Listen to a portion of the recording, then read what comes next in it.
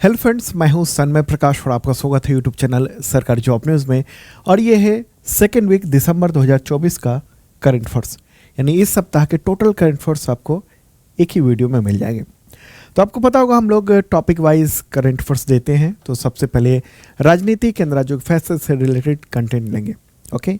और हाँ, आपको बताऊँ कि करंट अफेयर्स खासतौर पर बीपीएससी एग्जामिनेशन ज़बरदस्त टकराया और हमारे जो फैकल्टी मेंबर्स हैं उनके तमाम सब्जेक्ट जो बीपीएससी के कोर्सेज चल रहे हैं पहले से, तो उसके क्वेश्चन बहुत टकराए हैं और हम लोगों ने आपको बताया था, ठीक है। एक वीडियो भी है, उसमें भी पूरा डिटेल दिया हुआ है, ओके। और हाँ, नया बैच जो है ना बीपीएससी का 71st एग्ज़ाम के लिए वो शुरू हो रहा है 4 जनवरी से। तो आप ज्वाइन कर सकते हैं शार्प लर्निंग ऐप पर। इस वीडियो के डिस्क्रिप्शन में आप चेक कर लेना। मेंस और प्री दोनों की तैयारी करवाई जाएगी, रिटर्न भी तैयारी कराई जाएगी, जीएस के टोटल कवर करवा दिया जाएगा आपका, ठीक है। तो शुरू करते हैं ये सेकेंड वीक का वीडियो। और सबसे पहले राजनीति केंद्र राज्यों के फैसले से रिलेटेड क्वेश्चन लेते हैं। तो क्वेश्चन यहाँ पर होगा, भारतीय संसदीय इतिहास में पहली बार उपराष्ट्रपति को पद से हटाने के लिए विपक्षी दलों ने संविधान के किस अनुच्छेद के तहत नोटिस पेश किया? आंसर होगा इसका अनुच्छेद 67, उसका बी सेक्शन है, उसको इस्तेमाल किया गया, ठीक है। तो इंपॉर्टेंट बात है। हालांकि राज्यसभा के जो उपसभापति हैं हरिवंश नारायण सिंह, उन्होंने इस नोटिस को खारिज कर दिया, कहा कि स्पेलिंग में कुछ गलतियां थी। लेकिन फिर भी चूंकि आप क्वेश्चन में देख रहे हैं कि इतिहास में पहली बार जब भी ये बात आएगी तो एग्जामिनेशन के लिए महत्वपूर्ण हो जाता है ये क्वेश्चन, ठीक है। तो दिसंबर को पहली बार ये पेश किया गया था और हालांकि वो खारिज हो गया, ठीक है। क्या नियम है? संविधान के अनुच्छेद 67B के अनुसार उपराष्ट्रपति को राज्यसभा के सभी तत्कालीन सदस्यों के बहुमत के द्वारा पारित संकल्प तथा लोकसभा द्वारा सहमत होकर उसको पद से हटाया जा सकता है, ठीक है। और इसके लिए जो प्रस्ताव है तब तक प्रस्तुत नहीं किया जा सकता जब तक कि 14 दिन पहले नोटिस न दिया जा रहा हो, ठीक है। 14 दिन पहले नोटिस देना आवश्यक है। देखिए, राष्ट्रपति और उपराष्ट्रपति के को हटाने में थोड़ा फर्क है। राष्ट्रपति को तभी हटाया जा सकता है महाभियोग लगाकर जब संविधान का उल्लंघन उन्होंने किया हो, ठीक है। और उसके लिए लोकसभा और राज्यसभा में 2/3 बहुमत होना चाहिए, 2/3, ओके। तो लेकिन उपराष्ट्रपति में क्या है, सिर्फ नॉर्मल अगर बहुमत है तो इनको हटाया जा सकता है, ओके। हालांकि नोटिस ही खारिज हो चुका है तो ये कोई हटने की बात रही नहीं, लेकिन इतिहास में ये बात दर्ज हो गई है। अब आगे बढ़ते हैं। अगला क्वेश्चन, उत्तर प्रदेश के अस्थायी 76वें जिले का नाम बताएं। 76th डिस्ट्रिक्ट अस्थायी कौन सा है? आंसर होगा महाकुंभ मेला। देखिए, महाकुंभ मेला को उत्तर प्रदेश सरकार ने जो है नया जिला घोषित किया है, प्रयागराज से अलग करके, ठीक है। तो महाकुंभ क्षेत्र पूरा अलग है, वहाँ पर डिस्ट्रिक्ट मजिस्ट्रेट भी हैं, महाकुंभ मेला जनपद में एसएसपी भी हैं, ओके। तो ये सब कुछ वहाँ पर किया गया है कुंभ मेला की वजह से। और कुंभ मेला जैसे ही खत्म होगा ना, उसके बाद फिर ये जो जिला है वो प्रयागराज जिले में समाहित हो जाएगा, उसका अस्तित्व खत्म हो जाएगा, फिर 75 जिले ही रह जाएंगे। अब आगे बढ़ते हैं, वायरस बीमारी से रिलेटेड क्वेश्चन लेंगे। ग्लोबल टीबी रिपोर्ट 2024 के अनुसार भारत में 2015 से 2023 तक 6 रोग यानी टीबी यानी ट्यूबरक्लोसिस की घटनाओं में कितने प्रतिशत की गिरावट हासिल की गई है? आंसर का 17.7%। काफ़ी इंपॉर्टेंट ये आंकड़ा है। इस रिपोर्ट का नाम क्या है? वैश्विक 6 रोग रिपोर्ट 2024 यानी ग्लोबल ट्यूबरक्लोसिस रिपोर्ट 2024 किसने जारी किया है? तो वर्ल्ड हेल्थ ऑर्गेनाइजेशन ने जारी किया है। ये है रिपोर्ट, ठीक है। पूरी दुनिया में टीबी की जो स्थिति है उसके बारे में ये दिए गए हैं, ओके। तो इसमें कुछ महत्वपूर्ण तथ्य भी बताए गए हैं कि 2023 में विश्व भर में यानी दुनिया में 56% मामले 5 देशों से ही पाए गए।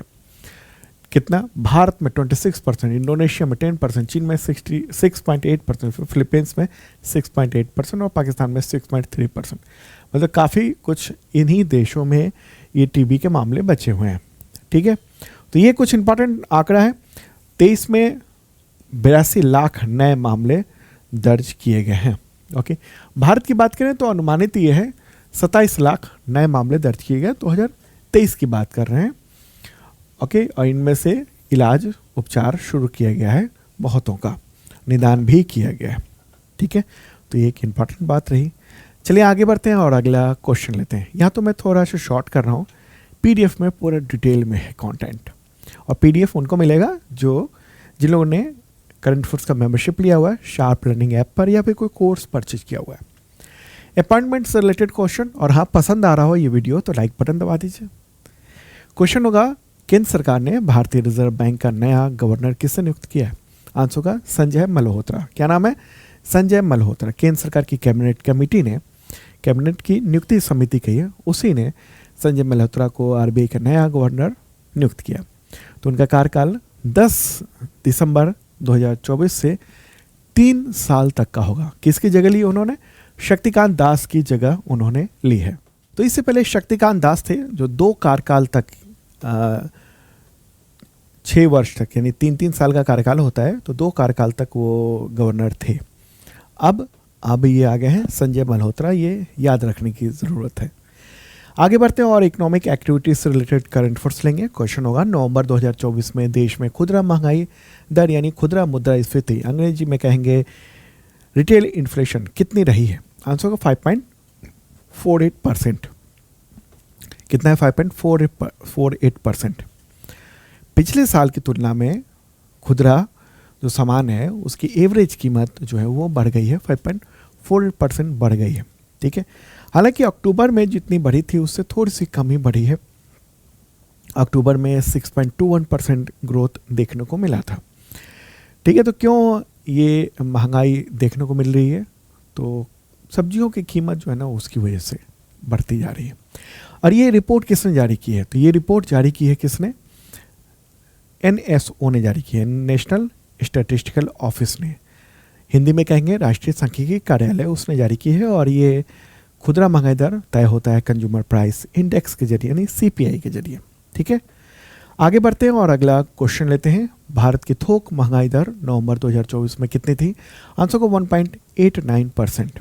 ठीक है, 1.89%। किसने ये रिपोर्ट जारी की थोक महंगाई दर की? तो इस रिपोर्ट को जारी किया है department for promotion of industry and internal trade, यानी DPIIT ने ये जारी किया, और ये ministry of commerce and industry के अंतर्गत आता है। ठीक है, खुदरा महंगाई दर, थोक महंगाई दर, फ़र्क समझ गए होंगे।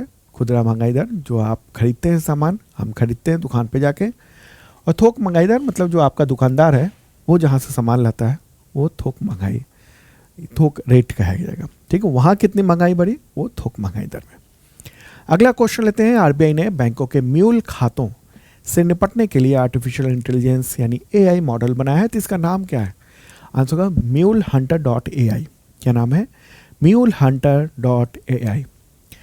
तो आरबीआई ने दिसंबर में ये ऐलान किया कि ये AI संचालित मॉडल बनाया गया है जो कि बैंकों को म्यूल खाते से निपटने में मदद करेगा, डिजिटल धोखाधड़ी को कम करने में मदद करेगा।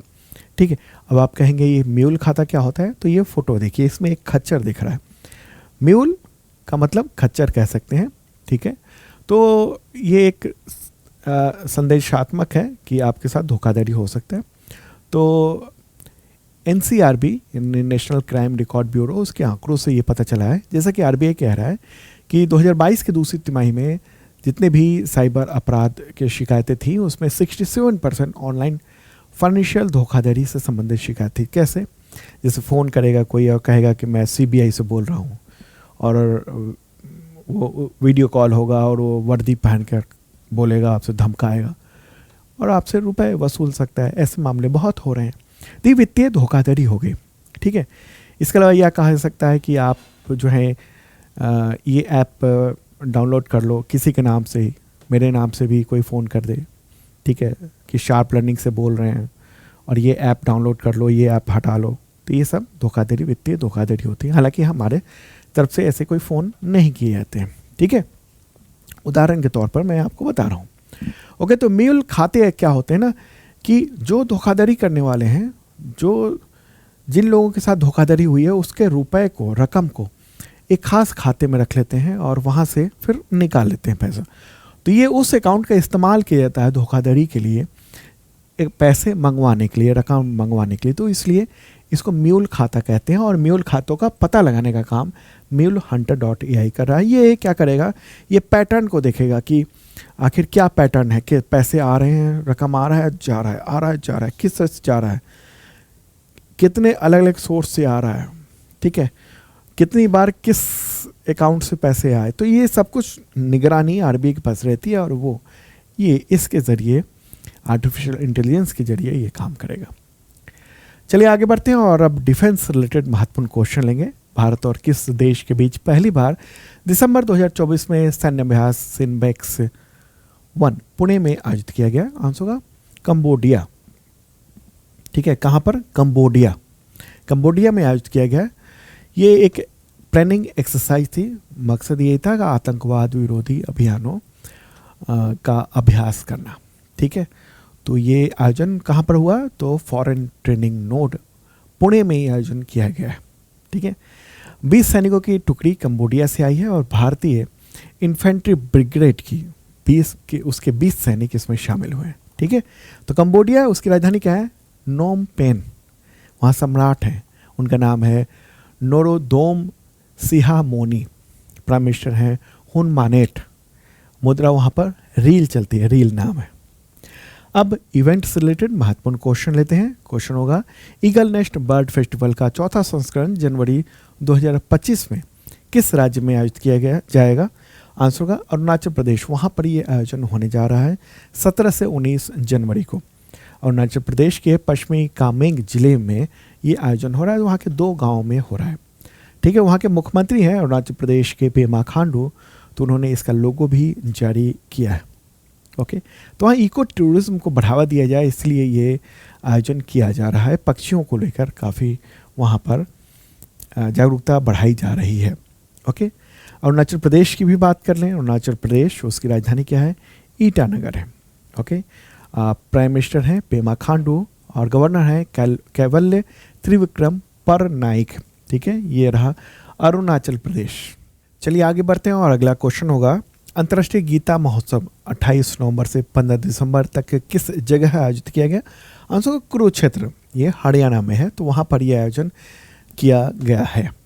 ठीक है, और मुख्य रूप से ये ब्रह्म सरोवर में आयोजित किया जाता है और जिसके बारे में माना जाता है ब्रह्म सरोवर ये वो स्थान है जहाँ भगवान कृष्ण ने कुरुक्षेत्र युद्ध के दौरान अर्जुन को भगवद गीता का उपदेश दिया था। ठीक है, हरियाणा की बात कर रहे हैं, राजधानी है चंडीगढ़। चीफ मिनिस्टर कौन है? नायब सिंह सैनी और गवर्नर बंडारू दत्तात्रेय। अगला क्वेश्चन, किस देश से शुरू हुई चौथी मेकांग गंगा धम्म यात्रा दिसंबर 2024 में दिल्ली में पहुंची? आंसर होगा थाईलैंड। थाईलैंड से ये चली थी मेकांग गंगा धम्म यात्रा। 6 दिसंबर को दिल्ली पहुंची है और थाईलैंड से 2 दिसंबर को ये चली थी। इसमें बौद्ध शिक्षाविद, पूर्व नौकरशाह, प्रबुद्ध नागरिक, ये सब इसमें शामिल हैं। ठीक है, और उसके बाद इसने मतलब भारत में यात्रा जारी रखी। इस पूरे ग्रुप ने बोध गया भी ये सब लोग गए थे। ठीक है, मेकांग जो है ना, वो मेकांग काफ़ी लंबी नदी है। विश्व की जो प्रमुख नदियां हैं उनमें से एक है। ये तिब्बत से शुरू होती है, वहाँ से चीन, म्यांमार, थाईलैंड, लाओस और कंबोडिया होकर ये बहती है। आगे बढ़ते हैं, अब स्पोर्ट्स से रिलेटेड क्वेश्चन लेंगे। खेलो इंडिया विंटर गेम्स 2025 का आयोजन कहाँ पर आयोजित किया जाएगा? कहाँ होगा? आंसर होगा लद्दाख और जम्मू कश्मीर, दोनों जगहों पर। ठीक है, इन दोनों जगहों पर ये आयोजन किए जाएंगे। तो लद्दाख में आइस इवेंट होंगे 23 से 27 जनवरी तक और जम्मू कश्मीर में स्नो इवेंट होंगे 22 से 25 फरवरी तक। ठीक है, तो ये वहाँ पर आयोजन होगा। लेह और गुलमर्ग में खेलो इंडिया यूथ गेम्स जो है ना, उसका भी आयोजन होना है 2025 में। अगला क्वेश्चन, सबसे कम उम्र में वर्ल्ड चेस चैंपियनशिप 2024 का खिताब जीतने वाले भारतीय का नाम बताएं। सबको पता होना चाहिए आंसर, डी गुकेश। ठीक है, डी गुकेश नाम है। मात्र 16 साल के ग्रैंड मास्टर हैं। उन्होंने वर्ल्ड चैंपियनशिप उन्होंने जीत ली है 12 दिसंबर को। किसको हराया? चीन के डिंग लीरेन ये हैं, इनको हराकर इन्होंने जीत हासिल की है बहुत ही कम उम्र में। दुनिया के सबसे कम उम्र के प्लेयर ऐसे हैं जिन्होंने चैंपियनशिप जीत ली है, ठीक है, तो महत्वपूर्ण बात है। और ऐसे दूसरे भारतीय हैं जिन्होंने वर्ल्ड चैंपियनशिप जीता है। इससे पहले विश्वनाथन आनंद जो है ना वो जीत चुके हैं। अगला क्वेश्चन, क्रिकेट के तीनों प्रारूप यानी टेस्ट, वनडे और T20 में 100 विकेट लेने वाले सबसे युवा गेंदबाज कौन बन गए हैं? आंसर होगा शाहीन आफरीदी। पाकिस्तान के खिलाड़ी हैं और 24 साल की उम्र में उन्होंने ये मुकाम हासिल कर लिया है, ठीक है। अब निधन से रिलेटेड क्वेश्चन, महत्वपूर्ण लोगों के क्वेश्चन होगा, किस भाषा के प्रसिद्ध गायक और संगीतकार पुरुषोत्तम उपाध्याय का निधन हो गया 11 दिसंबर 2024 को? आंसर होगा गुजराती। 90 वर्ष के थे, मुंबई में उनका निधन हुआ। गुजराती संगीत में बड़ा योगदान इनको माना जाता है, ठीक है। इनको गुजरात गौरव पुरस्कार, पद्मश्री अवार्ड ये सब मिल चुका है। नेक्स्ट क्वेश्चन, पूर्व विदेश मंत्री SM कृष्णा का निधन हो गया 10 दिसंबर 2024 को, तो वह किस राज्य के मुख्यमंत्री रह चुके थे? आंसर होगा कर्नाटक। कर्नाटक के वो मुख्यमंत्री रह चुके थे। उम्र थी इनकी डेथ के समय 92 ईयर। विदेश मंत्री कब थे? तो मई 2009 से अक्टूबर 2012 के बीच में। उस वक्त प्राइम मिनिस्टर थे मनमोहन सिंह, ठीक है। बाद में फिर महाराष्ट्र के गवर्नर भी बने थे 2004 से 2008 के बीच में। और हालांकि सबसे पहले वो, उससे भी पहले कर्नाटक के 10वें मुख्यमंत्री थे। 1999 से 2004 के बीच में उन्होंने मुख्यमंत्री पद जो है ना वो संभाला था, ओके। और माना जाता है उनको ब्रांड बेंगलुरु में दुनिया के जो बड़ी कंपनियां हैं, टेक कंपनियां हैं, उसको वहाँ पर लाना और बेंगलुरु को एक हब बना देना टेक्नोलॉजी के क्षेत्र में, इसमें उनका बड़ा योगदान माना जाता है। पहले वो कांग्रेस में थे, बाद में अंतिम दौर में वो बीजेपी के साथ चले गए थे। अब पर्यावरण से रिलेटेड क्वेश्चन लेते हैं। क्वेश्चन होगा, UNCCD यानी United Nations Convention to Combat Desertification, इसके अनुसार पिछले 30 वर्षों, ये 30 वर्ष जो है ना 1990 से 2020 के दौरान दुनिया के कितने प्रतिशत भूभाग अस्थायी रूप से शुष्क हो गए? आंसर होगा 77.6%। शुष्क और सूखा में फ़र्क है। एक चीज़ मैं बताऊं, सूखा जो है वो अस्थायी है, कभी सूखा हो सकता है, कभी वहाँ पानी की उपलब्धता हो सकती है। शुष्कता जो है वो अपरिवर्तनीय है, मतलब वहाँ पूरा ड्राई हो जाना पूरी तरीके से, ठीक है। अभी इसके बारे में कुछ जाने, इस रिपोर्ट में क्या बताया गया है? इस रिपोर्ट में ये बताया गया है कि 77.6% भूमि ने 2020 तक के 3 दशकों के दौरान शुष्क परिस्थितियों का अनुभव किया है और विस्तार लगातार हो रहा है।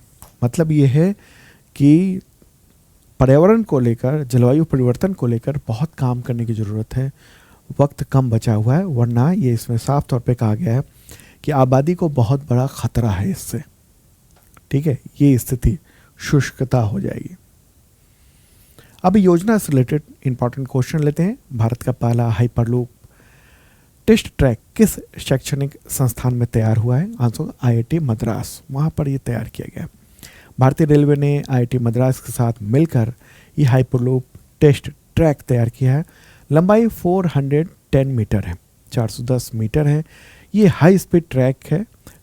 ट्रेन, इसमें क्या है कि इसके अंदर वैक्यूम होता है और उसमें मैग्नेटिक फील्ड क्रिएट करके, मैग्नेट के जरिए, और फिर छोटे छोटे पॉट्स को आगे बढ़ाया जाता है। क्योंकि वैक्यूम होता है तो इसलिए बहुत तेज ये हाइपरलूप चलता है, ठीक है। हाई स्पीड परिवहन प्रणाली है। पॉट्स को वैक्यूम ट्यूब में के भीतर चुंबकीय तकनीक पर चलाया जाता है इसको। अगला क्वेश्चन लेते हैं। प्रश्न होगा, PM मोदी ने बीमा सखी योजना शुरू की, तो ये योजना किस बीमा कंपनी से जुड़ी है? आंसर होगा LIC, ठीक है, life insurance corporation. Prime minister Narendra Modi ने दिसंबर 2024 में हरियाणा के पानीपत में ये योजना शुरू की है। उद्देश्य ये कि महिलाओं को बीमा के क्षेत्र में सशक्त बनाना, ठीक है। इसमें स्टाइपेंड भी मिलेगा कि इस योजना में। आगे बढ़ते हैं और अब अंतर्राष्ट्रीय संगठन से रिलेटेड क्वेश्चन लेते हैं। और आपको बताऊं कि करंट फूड्स के मेंबरशिप प्लान में बेसिक और आईएसपीसीएस में भारी छूट चल रही है और ख़त्म होने वाली छूट। तो इस डिस्क्रिप्शन में ऐप का लिंक है, शार्प रनिंग ऐप, वो डाउनलोड करके आप ज्वाइन कर सकते हैं। बहुत मामूली सा प्राइस है मेंबरशिप का। तो अंतर्राष्ट्रीय संगठन से रिलेटेड क्वेश्चन लेंगे और यहाँ प्रश्न होगा, एशियाई विकास बैंक यानी एडीबी, उसके 11वें अध्यक्ष कौन बन गए हैं? आंसर होगा मसातो कांडा। क्या नाम है? मसातो कांडा। ये रहा फोटोग्राफ इनका। हालांकि ये 24 फरवरी 2025 को पदभार ग्रहण करेंगे और तब तक मसात्सुग असाकावा वो बने रहेंगे। ठीक है, उनके बाद फिर जो वो 23 फरवरी को जगह छोड़ेंगे तब ये आएंगे। ठीक है, एडीबी के अध्यक्ष का कार्यकाल 5 साल का होता है और ये आमतौर पर जापान के ही किसी व्यक्ति को चुना जाता है। ठीक है, उसमें 20 जो हैं वो उसकी हिस्सेदारी 20 देशों की दुनिया के, सबसे ज़्यादा जापान और अमेरिका की है, फिर चाइना, भारत, इन सब की इसमें हिस्सेदारी है। अगला क्वेश्चन लेंगे, भारत पहली बार संयुक्त राष्ट्र के नारकोटिक ड्रग आयोग यानी CND के कौनसवें सत्र का अध्यक्ष बना है? आंसर होगा 68th। ठीक है, 68th सत्र की अध्यक्षता के लिए चुना गया है। और ऑस्ट्रिया में जो भारतीय दूतावास है उसने सोशल मीडिया पर इसकी जानकारी दी है। ठीक है, तो ये जो है ना, इसका जो मुख्यालय है वो कहाँ पर है? वो है वियना, ऑस्ट्रिया में। ऑस्ट्रेलिया नहीं, ऑस्ट्रिया, वहाँ पर है। और ये UN इकोसॉक यानी United Nations economic and social council, उसका सदस्य है। ओके, अब विदेश से रिलेटेड महत्वपूर्ण क्वेश्चन लेंगे। दुनिया का सबसे नया गणतंत्र यानी रिपब्लिक बनने के लिए किस देश ने किंग चार्ल्स तृतीय को राष्ट्र प्रमुख के पद से हटाने की प्रक्रिया शुरू की है? आंसर है जमैका। जमैका की सरकार ने चार्ल्स तृतीय को वहाँ की प्रतीकात्मक जो प्रमुख पद है उसे हटाने का कदम उठाया है। बिल पेश किया गया है, वहाँ के सीनेट में पास भी हो गया है और जल्द ही हम लोग को सुनने में मिल सकता है कि वहाँ राजशाही समाप्त की जा रही है। ये कौन है चार्ल्स तृतीय? ये यूनाइटेड किंगडम के सम्राट हैं। वो अभी भी दुनिया के 14 और देशों के सम्राट बने हुए हैं और हालांकि वो प्रतीकात्मक है ये। ठीक है, प्रतीकात्मक। जमैका एक बार ले चलते हैं आपको। जमैका जो है वो कैरेबियन कंट्री है, ये कैरेबियन सी है, उसी में इस जगह पर यहाँ पर ये है जमैका। जमैका को ब्रिटेन से आज़ादी मिली थी। कब मिली थी? ये यहाँ है जमैका। ब्रिटेन से आज़ादी मिली थी 1962 में। हालांकि उसके बाद ब्रिटिश सम्राट को अपना राष्ट्र प्रमुख के रूप में बनाए रखा था उसने, और वहाँ पर किंग के प्रतिनिधि के तौर पर गवर्नर जनरल भी वहाँ होते हैं। हालांकि ये प्रतीकात्मक ही रह गया है, लेकिन फिर भी जमैका का कहना है कि हम गणतंत्र बनेंगे। गणतंत्र मतलब हम खुद अपने डिसीजन, अपना सर्वोच्च नेता खुद चुनेंगे, खुद ही रखेंगे। ठीक है, कोई और नहीं होगा। जमैका जो है ना, उसकी राजधानी क्या है? उसकी राजधानी है किंगस्टन। ठीक है, वहाँ के प्राइम मिनिस्टर हैं एंड्रयू होलनेस। आगे बढ़ते हैं और अगला क्वेश्चन लेते हैं। भारत सरकार ने युद्धग्रस्त किस देश से दिसंबर 2024 में 75 भारतीय नागरिकों को निकाला? आंसर होगा सीरिया। सीरिया से निकाला गया है। आपको पता होगा कि सीरिया में विद्रोहियों ने पूरी सत्ता पर कब्जा कर लिया और वहाँ के जो तत्कालीन राष्ट्रपति थे बशर अल असद, उनको रूस भागना पड़ा है। तो इसको देखते हुए भारत सरकार ने 75 भारतीय नागरिकों को वहाँ से निकाला, बस में बैठाकर उनको लेबनान ले गया और वहाँ से हवाई जहाज़ से भारत लाया गया है। ठीक है, आगे बढ़ते हैं। अगला क्वेश्चन, सीरिया के कार्यवाहक प्रधानमंत्री का नाम बताएं, कौन है? आंसर होगा मोहम्मद अल बशीर। क्या नाम है? मोहम्मद अल बशीर। ठीक है, इससे पहले वो इदलिब में जो विद्रोही गुट है उसके मुक्ति सरकार के नेता के रूप में काम कर रहे थे। ठीक है, तो अब ये हो गए वहाँ के एक्टिंग प्राइम मिनिस्टर। ठीक है, सीरिया मैप में भी देख लेते हैं, प्यारा भारत रहा। और अब चलते हैं पश्चिम एशिया की ओर। और पश्चिम एशिया में ये जो देख रहे हैं ये है सीरिया। इसकी राजधानी है दशमिक। यहाँ की मुद्रा है सीरियाई पाउंड। पड़ोस देश की बात करेंगे, तुर्की है, इराक हो गया, ये यहाँ ये जॉर्डन हो गया, इज़राइल हो गया और लेबनान हो गया। भूमध्य सागर यानी मेडिटेरियन सी से भी इसका यहाँ नाता है। अगला क्वेश्चन लेते हैं, किस देश ने 16 साल से कम उम्र के बच्चों के लिए सोशल मीडिया पर बैन लगाने का विधेयक पारित किया? आंसर होगा ऑस्ट्रेलिया। 16 साल से कम उम्र के बच्चे वहाँ सोशल मीडिया का इस्तेमाल नहीं कर सकते। इसमें हालांकि यूट्यूब नहीं है। किस पर रोक लगी है? तो एक्स, टिकटॉक, फेसबुक, इंस्टाग्राम, इन सब प्लेटफॉर्म पर। और अगर रोकने में नाकाम होते हैं कंपनियां तो उस पर भारी भरकम जुर्माना भी है। 275 करोड़ रुपए का जुर्माना लग सकता है उस पर। माता पिता को भी छूट नहीं है कि वो जो है इस्तेमाल करवा दें। ठीक है, पता चलेगा तो वहाँ कार्रवाई कर दी जाएगी। ओके, ये बात है वहाँ। ऑस्ट्रेलिया चलते हैं, प्यारा भारत रहा और ऑस्ट्रेलिया यहाँ आप देख रहे हैं। इसकी राजधानी क्या है? कैनबरा। प्राइम मिनिस्टर हैं एंथनी एल्बनीज। मुद्रा यहाँ पर चलती है ऑस्ट्रेलियाई डॉलर। ठीक है, आबादी करीब 3.25 करोड़ के आसपास है। अगला क्वेश्चन लेते हैं, मार्शल लॉ लागू करने के कारण किस देश के न्याय मंत्रालय ने अपने ही राष्ट्रपति पर विदेश यात्रा प्रतिबंध लगा दिया? आंसर होगा दक्षिण कोरिया। हालांकि उनको इम्पीचमेंट मोशन लाया गया था वहाँ के संसद में और इम्पीच्ड कर दिया गया है। ठीक है, यानी महाभियोग जो है पारित हो गया है। उनके सारी शक्तियाँ छीन ली गई हैं, वहाँ के प्राइम मिनिस्टर को सारी शक्तियाँ दे दी गई हैं। ठीक है, और विदेश भी नहीं जा सकते हैं। छापेमारी भी हुई है इनके आवास पर। ओके, दक्षिण कोरिया एक बार मैप के जरिए भी देखते हैं। प्यारा भारत रहा ये, और इधर चलते हैं। इसमें ये है दक्षिण कोरिया और ये है उत्तर कोरिया। उत्तर कोरिया की बात नहीं करेंगे हम बात कर रहे हैं केवल दक्षिण कोरिया की। यहाँ के राष्ट्रपति यून सुक योल। प्राइम मिनिस्टर हैं हान डक सू, जो अब यानी वहाँ के प्राइम मिनिस्टर अब कार्यकारी राष्ट्रपति बन गए हैं। चलिए आगे बढ़ते हैं और अब इस वीडियो के आखिरी हिस्से में पहुंच चुके हैं। दिवस से रिलेटेड क्वेश्चन लेंगे।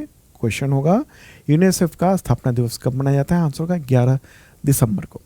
यूनिसेफ की स्थापना हुई थी 11 दिसंबर 1946 को। संयुक्त राष्ट्र महासभा के द्वारा ये किया गया था। अगला क्वेश्चन लेते हैं, अंतर्राष्ट्रीय तटस्थता दिवस कब मनाया जाता है? आंसर होगा 12 दिसंबर को।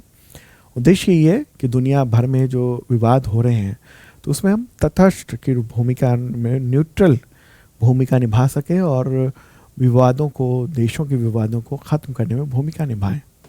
ठीक है, अगला क्वेश्चन लेते हैं, राष्ट्रीय ऊर्जा संरक्षण दिवस कब मनाया जाता है? आंसर होगा 14 दिसंबर को। हर साल 14 दिसंबर को मनाया जाता है। उद्देश्य ये है कि ऊर्जा संरक्षण के बारे में जागरूकता को बढ़ाया जाए। अगला क्वेश्चन, अंतर्राष्ट्रीय भ्रष्टाचार विरोधी दिवस कब मनाया जाता है? तो होगा 9 दिसंबर को। और थीम क्या है? तो युवाओं को भ्रष्टाचार के प्रभावों के बारे में जागरूक करना और इसे समाप्त करने के लिए उन्हें प्रेरित करना, ये है इस बार की थीम। अगला क्वेश्चन, अंतर्राष्ट्रीय नरसंहार पीड़ित संस्मरण और रोकथाम दिवस कब मनाया जाता है? तो वह है 9 दिसंबर को मनाया जाता है। संयुक्त राष्ट्र महासभा ने ये दिवस घोषित किया हुआ है। तो मित्रों, दोस्तों, ये था इंपॉर्टेंट करंट अफेयर्स वीकली। मिलेंगे नेक्स्ट वीडियो में। Okay, bye.